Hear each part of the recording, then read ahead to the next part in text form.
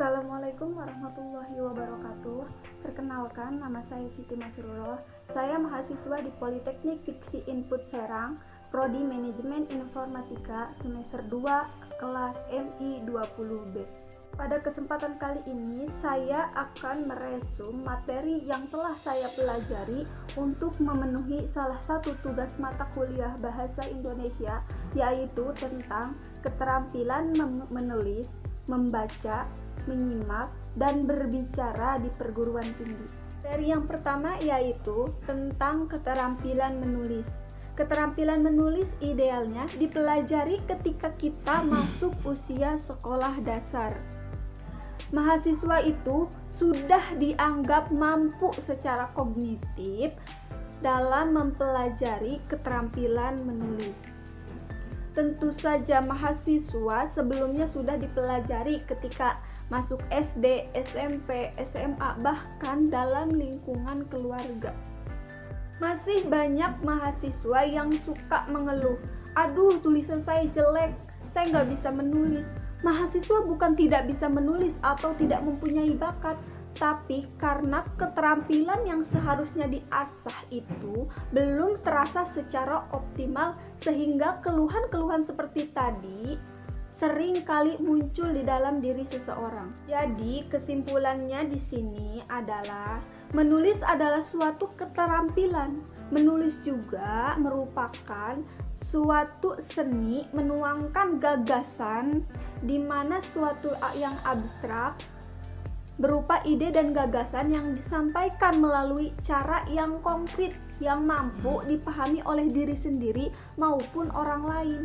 Oleh sebab itu, untuk dapat menghasilkan tulisan yang baik, maka kita perlu berlatih secara terus-menerus. Tujuan menulis apa sih?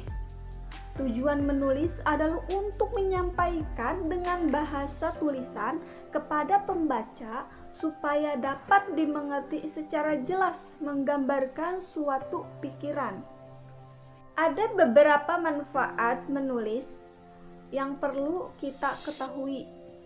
Yang pertama, penulis dapat berlatih dalam mengorganisasikan gagasan secara sistematis, kemudian mengungkapkannya secara tersurat.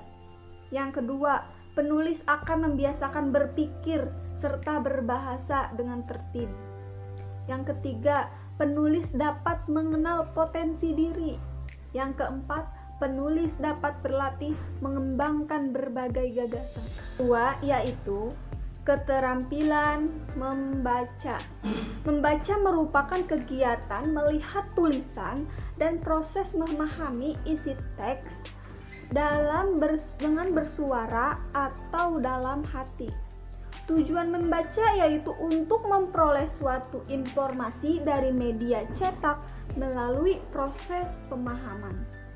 Tujuan membaca juga untuk mengenali aksara atau tanda-tanda baca, mengenali hubungan antara aksara dengan unsur linguistik yang formal, serta mengenali hubungan antara bentuk dengan makna.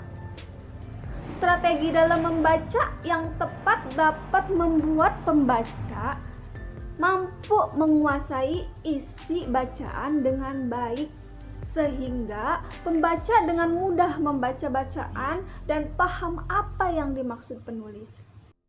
Membaca adalah kegiatan yang penting.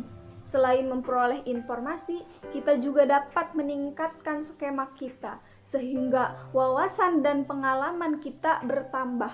Oleh karena itu, jadikanlah membaca sebagai kebutuhan kita, sehingga kita memiliki minat baca yang tinggi. Materi yang ketiga yaitu keterampilan menyimak.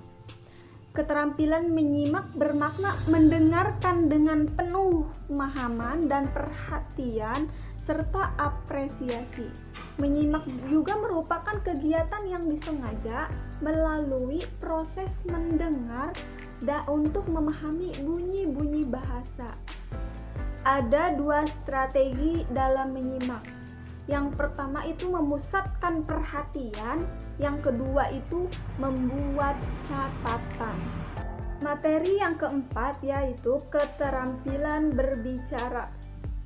Berbicara merupakan komunikasi verbal secara lisan dan langsung antara penutur dan mitra tutur yang bisa dengan menggunakan media komunikasi atau audiovisual agar gagasan itu dapat dipahami. Berbicara bukan hanya sekedar menyampaikan gagasan secara lisan, tetapi yang lebih penting adalah bagaimana gagasan ini dapat dipahami oleh pendengar. Kemampuan berbicara seseorang akan baik jika aktivitas menyimaknya juga dilalui dengan baik. Dari proses menyimak itulah seseorang akan mulai belajar berbicara.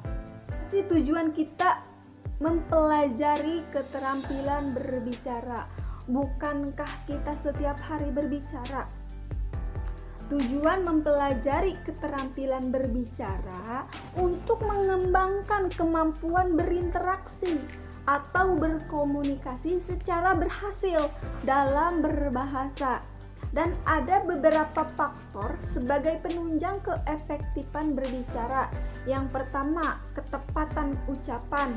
Yang kedua, pengucapan konsonan. Yang ketiga, penempatan tekanan. Yang keempat, penempatan persendian.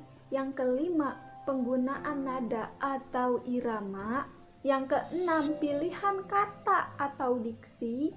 Yang ketujuh, ketepatan ungkapan. Yang kedelapan, tata bentukan kata. Dan yang terakhir, pola struktur kalimat. Mungkin hanya itu materi dari saya. Semoga bermanfaat. Wassalamualaikum warahmatullahi wabarakatuh.